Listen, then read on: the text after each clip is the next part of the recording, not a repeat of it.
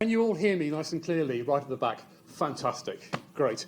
I was just imagining during Alexa's talk what sort of answers you might get from pupils if you put up a word search for geological materials rather than mammals. Obviously with my background in looking at volcanic complexes, I would want basalt to be right at the forefront of that particular word pattern. But maybe granite, or in this part of the world, perhaps coal. But what I'm hoping as part of this presentation is that if we do a before word search and an after word search, that the biggest word that will come out of geological materials is sandstone. So what I would like to talk to you about tonight is part of what I have been working on over the last 4 years, as Brenda has introduced, as part of the Hadrian's Wall Community Archaeology Project, or as it is fondly known, the WallCap project. This is a project that was sponsored by the National Lottery Heritage Fund and was run by the Newcastle University Archaeology Department. And the overarching theme of the project was very definitely archaeological in its remit.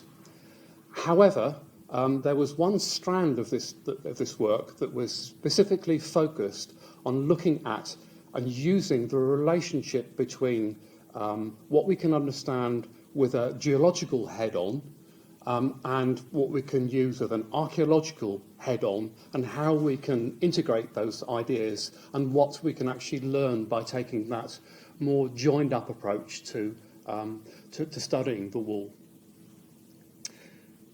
So what I would like to do is, having briefly introduced the WallCap project, is to do a number of things.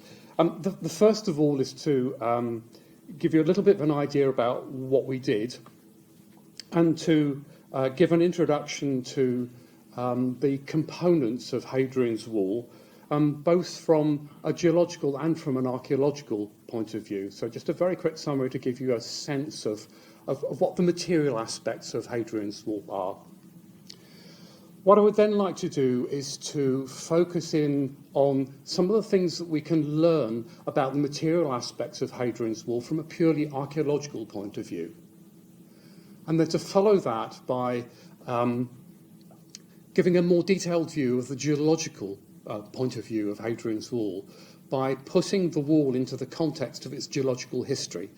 And I want to do that in two parts. The first part by looking at the tectonic history of the geology of the Hadrian's Wall landscape, and then to follow it up by going into more detail on the various different geological epochs that underpin Hadrian's Wall and what they are about and their relationship with the wall. And finally, having done that, I would like to explore something of the evidence that geology brings to this particular project, but also some of the constraints which actually it provides us as a way of understanding what the wall is about. And then to wrap it up, I'd just like to talk through some of the things that we may have been able to deduce in consequence of this combined study using both archaeology and geology to look at Hadrian's Wall.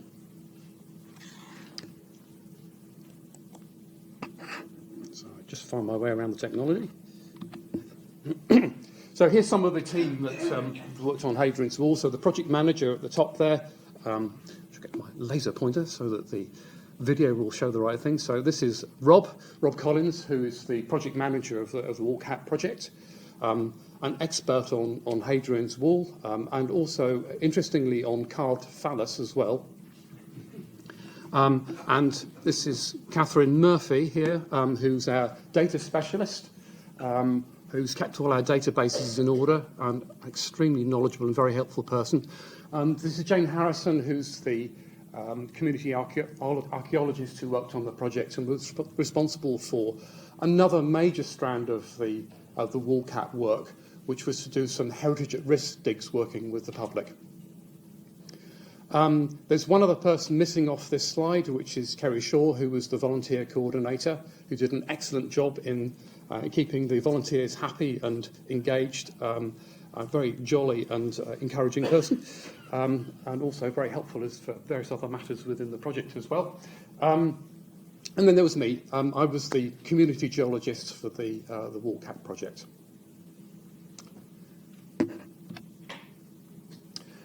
So just a very quick rundown of Hadrian's Wall. Pointer. So it runs from Wall's End, nicely named, through to Bowness on Solway, a distance of some 80 Roman miles, or roughly 73 of our UK miles. And it transits various interesting places along the way. So just to point out one or two locations to give you a bit of geography to latch onto as we go through. So places like Heddon on the Wall on here, Planetrees, Heavenfield and Chester's Fort down here. Then a lot of dots up here of areas that we studied around housesteads in particular, and some of the geology either side of the wall of that particular location. And then Haltwhistle. You can't do a trip around Hadrian's Wall and its landscape without visiting Haltwhistle Burn. And then further on through round to Brampton and into Carlisle, and then out onto the other end of the wall at places like Brough by Sands, Drumbrough and Bowness. Now the wall itself, there's just so much that could be said about the wall in terms of why it was built and how long it lasted for, and the relationship between Hadrian's Wall and the Antonine Wall, and the sorts of societies there, the people that built it, its relationship to the politics and the economy of Rome and so on and so forth. However, what I really want to focus in here is the material aspects of what the wall is actually made of. And the wall itself has various components. So it is not just a wall. It also has a northern ditch and berm on the back of it as part of the defensive setup. And it has a vallum to the south of it as well. And again, whilst those are important parts of the whole construction of the wall, it's the actual built structure which I really, really want to focus on. And that in itself is a whole bunch of things as well. So it is a curtain wall, but it is also a series of mile castles and forts. And also there are some other major dwellings. So, for example, at Corbridge, there's a large Roman town. And all of these things form part of the built environment, if you like, of the whole of Hadrian's Wall. So let's go and have a look at a few of these.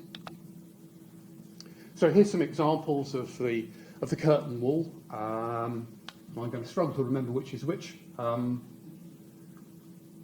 Yeah, that one is Hare Hill, and that one is probably somewhere around Walltown Crags, and I have no idea where the other one is, but they are all different examples of what the curtain wall looks like. And you can get a sense already of these variable size of fairly crudely dressed blocks of stone. They're about yay big. And also the other thing which you can see from this is the way that whilst the facing stones are rectilinear on the face, that going into the wall, they are wedge-shaped going into the wall in order to provide more structural stability. So an example of a mile castle just up by Walltown Crags, built in a rather strange location. And here we're inside, this is on that side is Bird Oswald, and here this is the bath house at Chester's. And you can see in these larger constructions there are also some much larger pieces of stone. So we've got things like these very large planar bodies at this corner here, and these much larger blocks being used as part of the entranceway into Bird Oswald Fort. And also we've got these interestingly large slabs here of material that were form part of the door jamb in the bathhouse here. And similarly in the forts we've got another set of really quite interestingly shaped blocks of stone which you can find in the hypocaust, which would have been the area that would have been kept warm to store grain.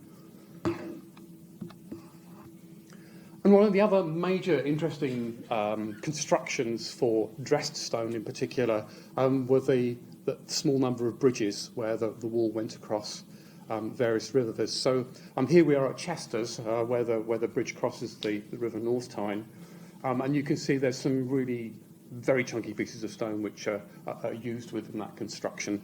And we're starting to see some of the archaeological features which I'll talk more about in a moment. You can see the way the top of the stone has been dressed here.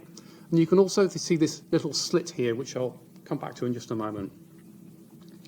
All of this to give you a bit of a sense of the sorts of size and shapes of the stones. Now, all of these dress stones are 99.99999% of them are made of sandstone, the word for today. And here's a typical example of a piece of sandstone that you would see within the wall if you get a bit closer to it.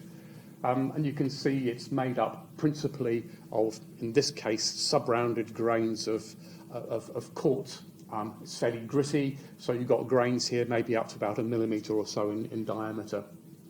And this is very typical of many of the, particularly the Carboniferous sandstones, which I'll talk more about in a moment, that you find within the wall.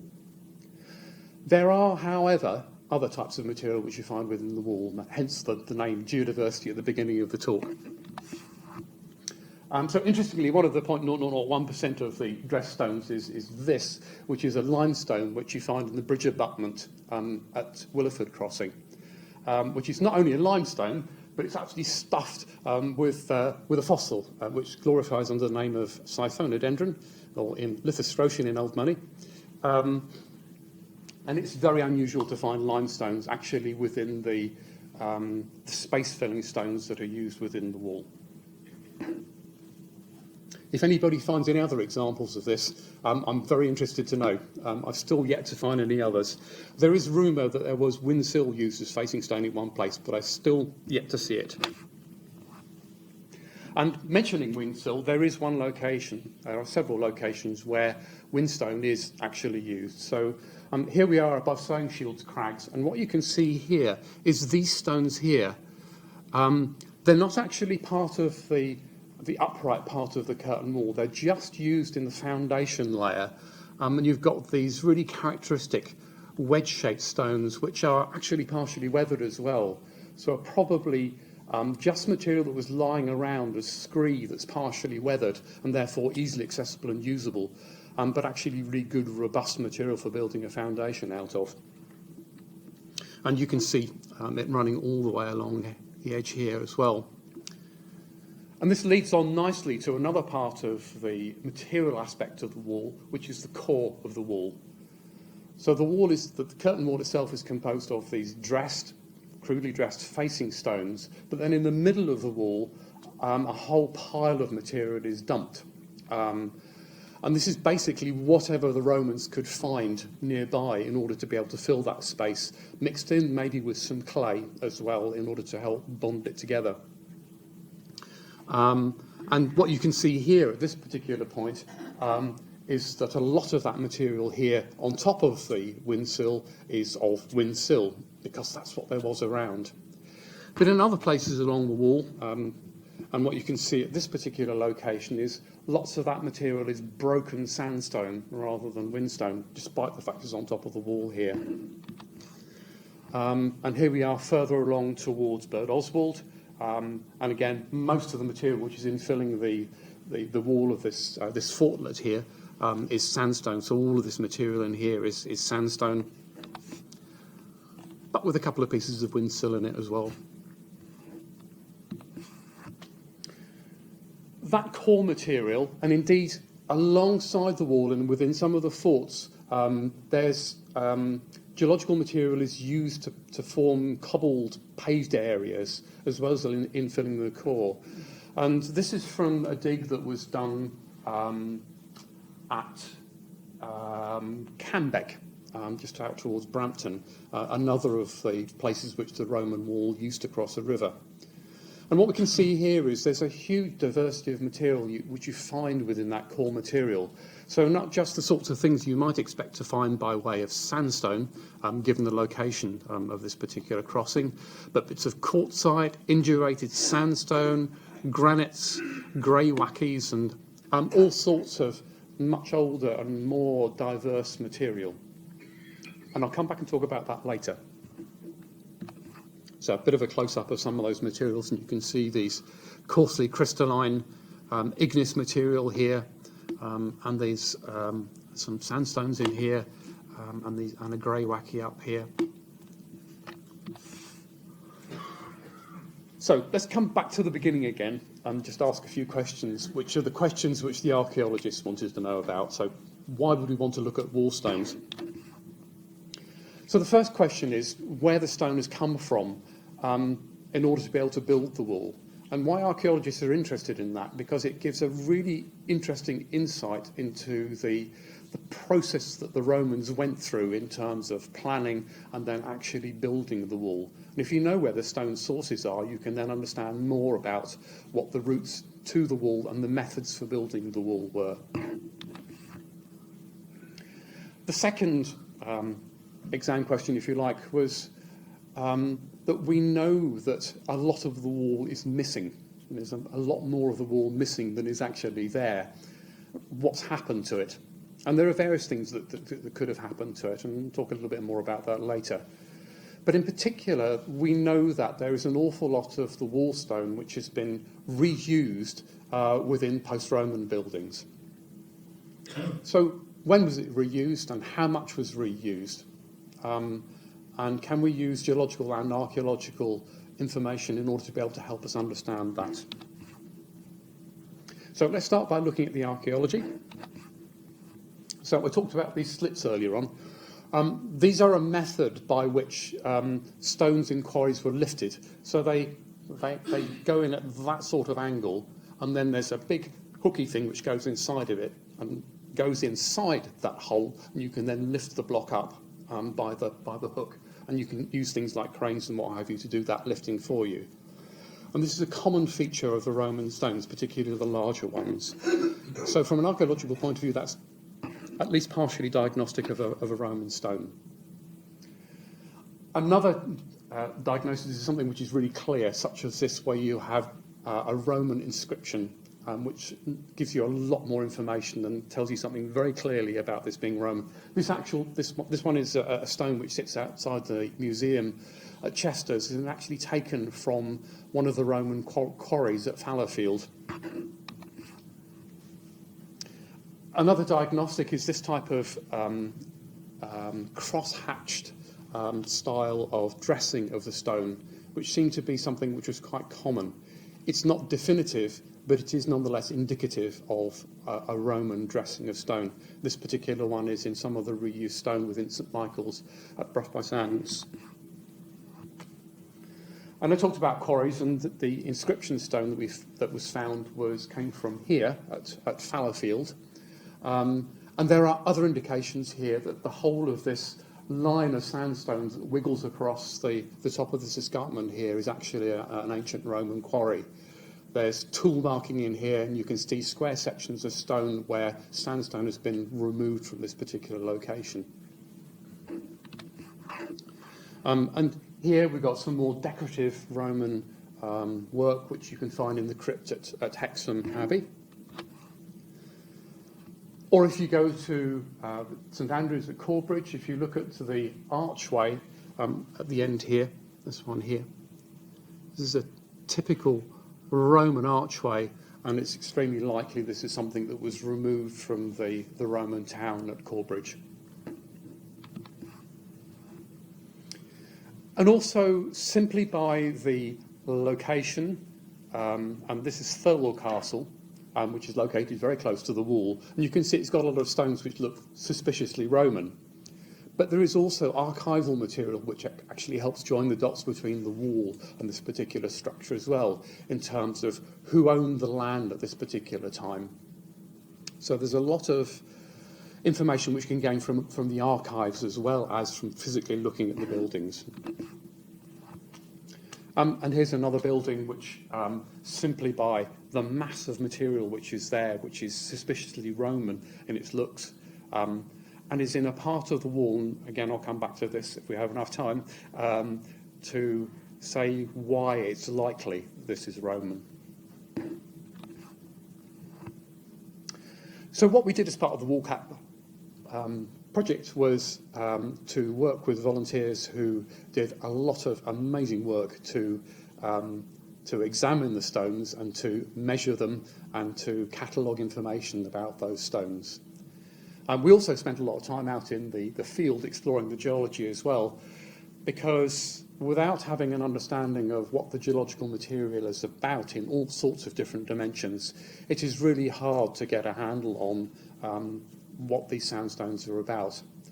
And to be perfectly honest, looking at large numbers of sandstones that look remarkably similar and trying to catalogue what they're about, without having the excitement of the process which actually forms those sandstones, can be slightly soul-destroying.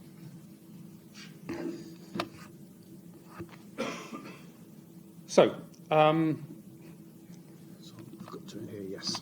So what I would like to talk about next is the geology that sits underneath the wall. So,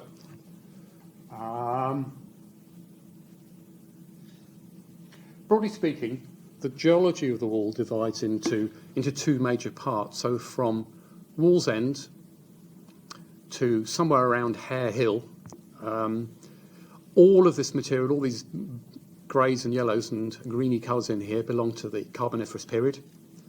And then from here out to Bowness, it's underpinned by material from the Permian and the Triassic period. There is also a little bit of material out here, which is also Permian in age. I'm going to largely ignore that because it's unlikely that material from here was used within the wall. Other than perhaps, one of the things which I haven't mentioned yet is that particularly in later manifestations of the wall, it's likely that lime was used in order to be able to bond the wall together. So limestone is another of the geological materials that actually forms a component within the wall. And particularly in the east end of the wall, in this area, and this part of the Carboniferous sequence, there's really not very much limestone. So it may be that the limestones which you find in the Permian sequence here may have been used in order to provide the lime to bond the wall in the eastern part of the wall. The other thing to point out is these red blotches in here, which is the wind sill. And I will give you some more detailed descriptions as we go through. But what I would like to do now is to give the geology a wider context in order to help understand what it's about. As a geologist, I like to think of things in threes. That's about as far as my mind stretches in terms of numbers. So the geology of the tectonics, if you like, of the whole of the Hadrian's Wall landscape, and this is one of the problems of trying to fit all this in within a very few minutes, is there is just so much to talk about in a landscape which is this big. And there's an awful lot of geological time that happens. But there are broadly three major tectonic episodes which affect this particular landscape. And in plate tectonics, there are really two major things that happen. Either oceanic crust gets ripped apart and you form an ocean, or continents collide with each other and you produce a mountain range. Very simple summary.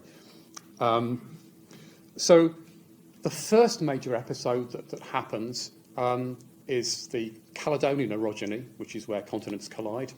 The second one is the Variscan orogeny, and the third one is the opening of the Atlantic Ocean. So let's have a look at the first one of those, which is the Caledonian orogeny. And let's start in the Ordovician period, so well over 400 million years ago. And we've got three continents here, three, always a useful number. So Baltica, Laurentia, and Avalonia, and we're separated by the Iapetus Ocean. And as that ocean closes to form this larger continent of Laurussia, then the UK, so Scotland and England, are joined together, if you like. And that provides the context for what happens next. And a lot of the structures, the orientation of fault, the lines of weakness, but also part of what happens during this event is that there is a lot of igneous material which is injected into the landscape. And those igneous bodies both lock part of the landscape, and also particularly those which are granitic in composition, and this may sound slightly counterintuitive, that granite in general is somewhat lighter than the rest of the crust around it. So the granitic intrusions tend to form buoyant areas which tend to lift and give higher parts to the landscape. So they're critical to the way in which the landscape evolves over time. So Caledonian erosion finishes in Devonian. The Carboniferous period happens, and during the Carboniferous, we'll come back to this in a little bit more detail, the UK is sitting on the edge of an ocean, on the Rheic Ocean here. And the Carboniferous period marks the gradual closure of that ocean, with Gondwana and La Russia closing and meeting with each other to form during the Variscan orogeny. So that in later periods, as the diagrams come up in a minute, sorry, I'm slightly out of sequence. So let me just go back to the Carboniferous again. So we've had the Caledonian orogeny that sets the framework for the way in which things happen after it. We've got the Caledonian highlands away to the north of Britain up here, and still marked by the Scottish Highlands. And to the south, we've got this large basin here, with much of the material that's coming into that basin coming from the north. And I've got two diagrams for the same period of time here, because one of the things that happens during the Carboniferous period is there is repeated cyclic changes in sea level. And what that means is that you alternate between these greeny areas which mark out where there are deltaic deposits, with rivers flowing off this highland area into the sedimentary basin, and other periods of time when the sea level is higher and you have limestones and marine deposits in the same area. Then later in the Carboniferous, that marine influence is significantly reduced. However, the shape of the basin and the source of the material that goes into that basin stays roughly the same, albeit there is a stronger influence from the south as Gondwana land starts to approach La Russia and starts to close the Rheic Ocean. And what that means is that as we go into the end of through the Variscan orogeny and into the Permian and Triassic periods, that the UK changes from being at the edge of a continent to being in the middle of it. And this has really significant impacts in terms of both the climate and the type of sedimentary environment which pertains during those periods. And so the main thing that I would like to pick out from this here is that change from the Carboniferous, late Carboniferous on the left here, where we have a basin which covers the Hadrian's Wall, to when we go into the Permian and the Triassic after the Variscan orogeny, and the shape and orientation of those basins has changed so that we have two marginal basins either side of Hadrian's Wall, being one at the edge of the Zechstein Sea out to the east, and into the Irish Sea Basin out to the west. And the central part of Hadrian's Wall is a non-depositional area. Some debate about that, but... So let's start with the Carboniferous. So the Carboniferous is divided also into a whole series of subdivisions to various levels of detail. I would like to give you 4 of those divisions which the wall traverses. So going from the youngest in the east through to the oldest in the west. We start with the Pennine Coal Measures Formation. We then go into the Yellow Stainmore Formation, the Alston Formation, and finally into the Tyne Limestone Formation. And these are names which they broadly align with the age of the rocks, but they are more descriptive of the type of rocks which you have within them. They come from the lithostratigraphy rather than the chronostratigraphic definition of these divisions. So let's have a look at each of those divisions in turn and see what they look like. As I was saying earlier on, I'm going to focus on the sandstones in terms of the geology here, with some other honourable mentions along the way. And that what we're talking here about is a series of deltaic deposits, and it's something maybe a bit like this. where you have fluvial channels with lots and lots and lots of sandy material being transported by those fluvial channels, with other material around the outside in terms of swamps and the like, where much finer grain material can be laid down. Just to give you an idea of the way that that might break down, is that you've got these fluvial channels here, where you've got water which is moving and able to move larger grains, where you get sand laid down. And then as you move away from those fluvial channels, you gradually get finer and finer grain material laid down with siltstones. And then also you have swamps in some of these back areas which lay down these peat and coal types of deposits. And also this blue layer, just to mention that one, is where the sea level has gone up and you've got a marine limestone laid in between the deltaic deposits. So what do these look like? So this is Table Rocks, which is part of the Pennine Coal Measures Formation. One of the problems with the east end of the wall, it's very difficult to find a location which is right under the wall to look at, so you really need to go to the coast in order to explore the rocks that would underpin Hadrian's wall. So Table Rocks on the right-hand side and just by St Mary's Lighthouse on the left-hand side. And you can see here we've got a sequence of sandstones, siltstones, shales, and just a band of coal in here as well. And at Table Rocks here we've got a much larger body of sandstone. So this represents one of those fluvial channels that I was talking about earlier. And what you can see, it's quite complex. It's not a simple body in its own right. So going down the way, we've gone to Haltwhistle Burn now, which is within the Stainmore Formation. And again, you can see a similar sort of pattern. So we've got, again, a nice big layer of sandstone here, which will provide an ideal source for wall material.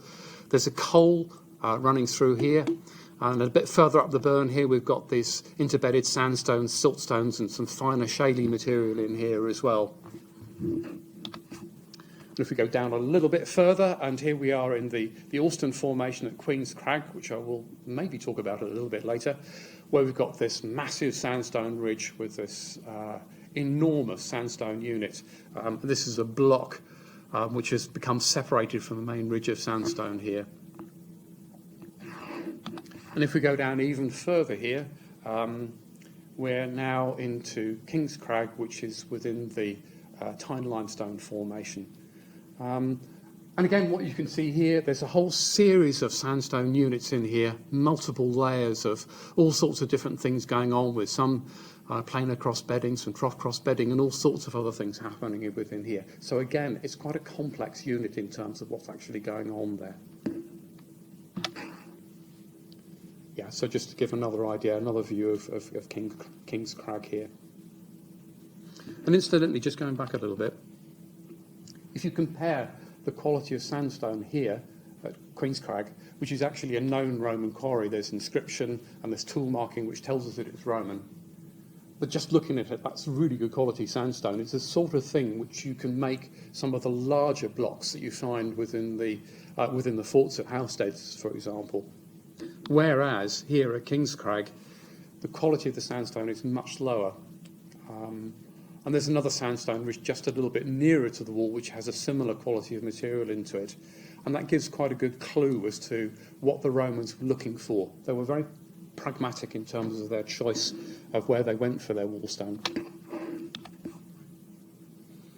King's Crag, some interesting weathering formations in here as well, which for exploration another time, as we're getting quite tight on time. And yeah, this is actually at Dove Crag, which is nearest to the wall, and some interesting features in here. So you can see these diamond-shaped patterns in here and up here as well. So at the bottom of this sandstone, this is probably something that happened during a storm event where bits of giant lycopod were ripped up by the river as it was flowing and then thrown on the bottom of the river floor here at the bottom of this sandstone unit. So we've been through a series of those Carboniferous sandstones, and one of the things you will have noticed about it is they all look remarkably similar. They're very difficult to tell apart. And this is a limestone. You can see it's got some fossil crinoids in it, which are marine creatures. The thing about limestones is because they've got fossils in them, Fossils are one of the principal ways in which we can understand, we can identify and understand where in a particular geological sequence we are. The fossils sometimes give really good information about how old a particular rock is. And it's one of the things about looking at the geology of a particular area, is that we can use the context, the map of the geology, to understand where we are in time and what that particular sandstone unit is in relationship to time and place. Hold that thought.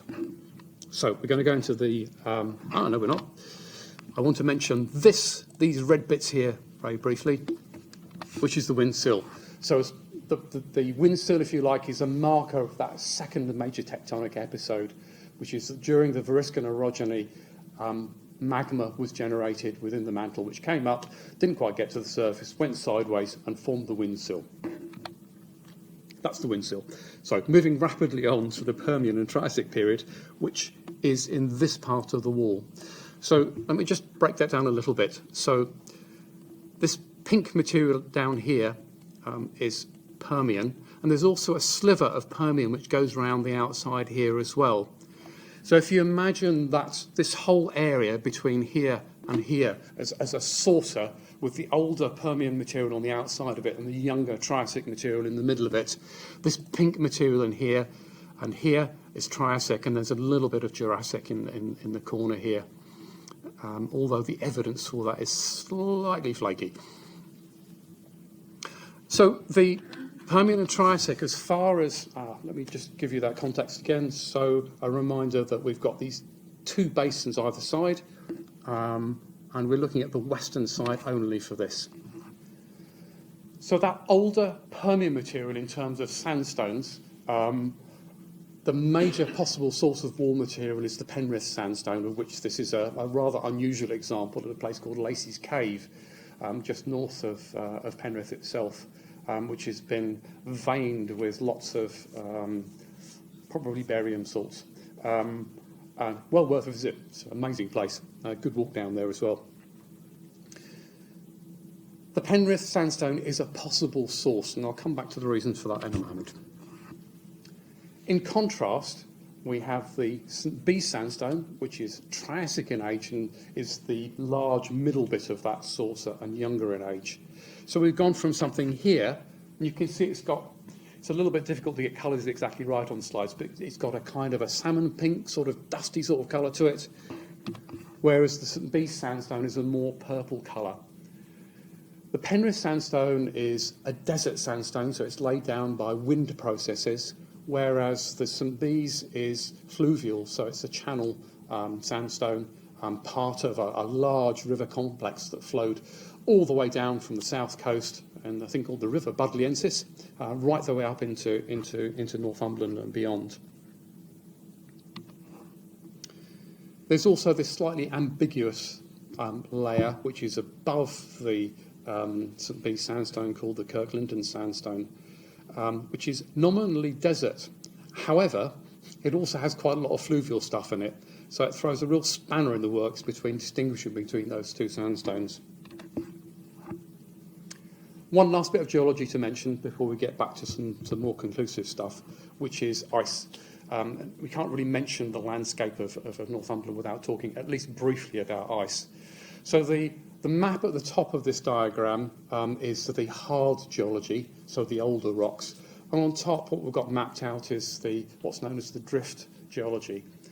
So the landscape over the last 2.5 million years has been cyclically covered by ice. And ice has lots of interesting effects. It's fantastic at breaking up and carrying blocks of gravel and sand and clay around with it. This is up in the Himalayas, quite close to Manaslu. As you can see, the top of the glacier here is just completely covered in clastic material. Glaciers are also good at gouging the surface of the landscape. So this is quite close to the quarry at Fallowfield, and you can see here these striations in the top of this sandstone are caused by the ice moving across the top of that sandstone and grinding it away. And ice is also very good at leaving stuff behind as well. So both the glacier as it moves leaves boulder clay, till material underneath it as it moves along. But also as the glacier melts, it produces huge amounts of water, and that water reworks that material and deposits it as fluvial glacial material. And this is an example at Farnley Scar, quite close to Corbridge. And the whole of this cliff line that you're looking at is made of reworked glacial material, which is now being re-eroded by the River Tyne and being put back into the sedimentary cycle, and will end up somewhere in the North Sea at some point. So, coming back to what we measured, having given you a brief summary of the geology of the area, this is some of the sort of work that the volunteers did in terms of actually measuring what was going on the wall. So, information about the size of the blocks, and also some information about the geology that's within those blocks as well. That size information is interesting because it really characterises the different parts of the wall in quite an interesting way. And there is a relationship between the size of the blocks and the geology from which those blocks have been extracted. And you can see here some things that Rob Collins has drawn up, showing the variation in the average size of the blocks that you find across the length of the wall, which allows for some reconstruction of the way in which the pile of the wall was actually built up as well. And putting this together and looking at particular reuse of the wall, we can get a sense of the types of elements of the wall and the way in which they're used within these post-Roman buildings. So some examples here of, so it's interesting the way in which the thickness of the wall here is almost identical to the thickness of the wall from which it's likely the stones were actually taken, and constructed in a very similar way with facing stones and core material as well. And you can identify other things like, so these coins look like they may have been reused from the foundations of the wall. There are these interestingly shaped stones which Rob got particularly fascinated with, which may be stringers that were used in the wall, and again used as a particular architectural feature within the castle. And he talks about the possibility that this shape here, that little curve there, is a very distinctive sort of Roman style and may have been reused from a material of a similar sort within the turrets. So, looking at the wall as a whole, we have two very distinct problems in terms of relating the geological material. And on this part of the diagram here, this is a set of Carboniferous sandstones, and on this side we've got a set of Triassic sandstones.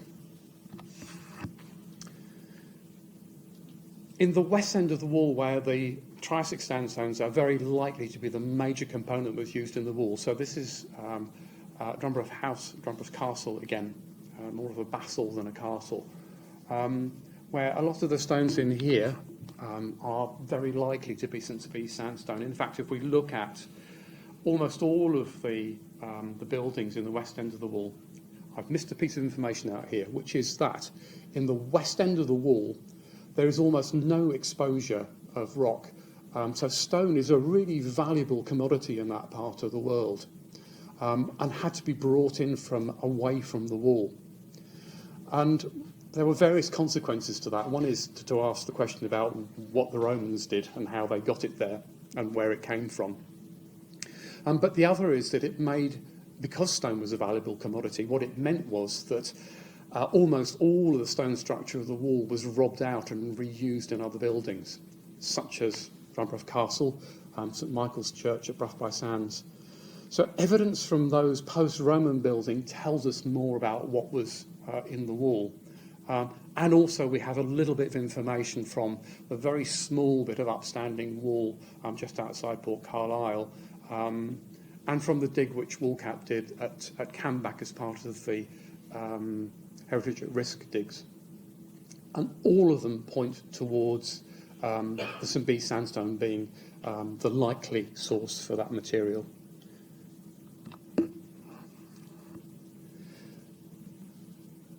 problem we have in linking source to stone in the wall in the west end is that the material is very distinctive. But actually, if you look at some B sandstone right the way around this arc here and right the way down the Eden Valley, it looks remarkably similar wherever you take it from.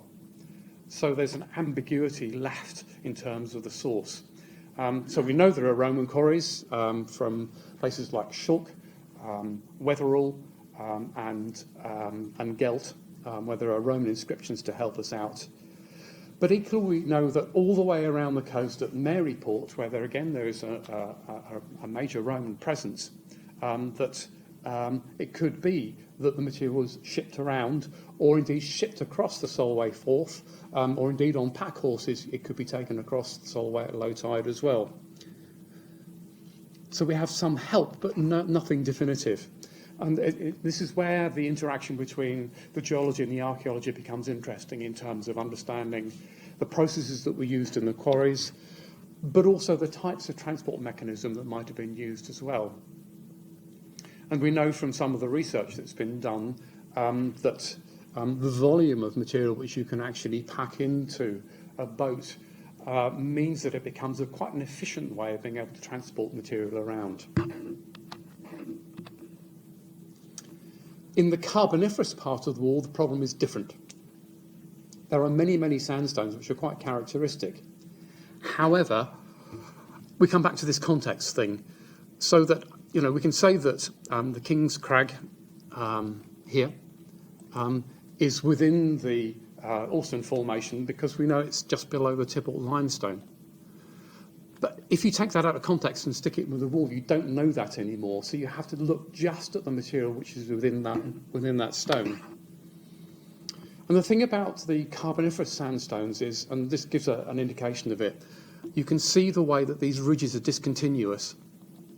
The sandstones don't last very long, which again means there's lots of unique ridges in which to take the sandstone from. However, if we look within those fluvial bodies, what we find is they are phenomenally complex. That within one of those ridges, you're going to find lots and lots of different sandstones. And you need for there to be sufficient difference between the different sandstones within one given body and another body in order to be able to characterise those. And one of the problems we found was that it's almost impossible to do that. Every good presentation has to have cake in it. And conscious we're running very close on time here, so I'm going to run through this as quickly as I can. But one of the things that it will be really good to be able to do is that, and come back to what I was saying about the sources of the material going into the Carboniferous Basin, for example. That imagine the Caledonian Hills as a piece of cake, which is gradually being licked away by the erosional process. And what happens is that you end up with different flavours of cake, of sedimentary material going into that sedimentary environment. And wouldn't it be good if you could find some way of being able to pick out what those flavours are? Geochemistry might be one of those solutions. Let's have a look at a bunch of trace elements and things. That has a lot of problems associated with it. So I'm going to run over that very quickly and move on to this, which is a thin section, and it's a picture of a zircon, which is quite a remarkable mineral, as well as being very pretty in thin section. And zircons are very hard, and they are something that might be able to tell us something of the flavour of what was in the source area before it became incorporated within those sandstones. And there is a significant amount of research out there, particularly from the oil geology world, in terms of categorising and identifying where you are within a sequence from a borehole, that says that if you use zircons and other heavy minerals and do the geochemistry on those individual minerals, so zircons, tourmalines, pyroxenes, garnets, that might be a way of being able to get this elusive fingerprint on the sandstones. The other final thing that I want to point out is that some of the sandstones, and this is an example, this is from Hedden, are particularly characterful. This has got some really large chunks of gritty material in, which is quite unusual, and is really quite recognisable.